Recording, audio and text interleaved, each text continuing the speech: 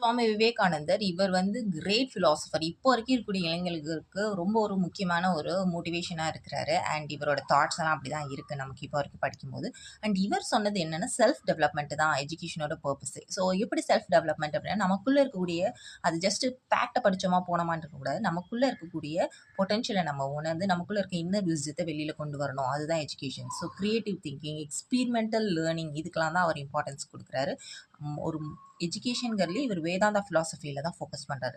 அந்த வேதாந்தா ஃபிலாசபியில் என்னெல்லாம் சொல்லுவாங்க, கேரக்டர் பில்டிங் இருக்கும், மைண்டை ஸ்ட்ரென்தன் பண்ணுவாங்க, நம்மளோட அறிவை விரிவு செய்து இன்டலெக்சுவல், அதாவது எக்ஸ்பேண்டிங் ஆஃப் இன்டெலெக்ட் இதெல்லாம் தான் அதில் இருக்கும்.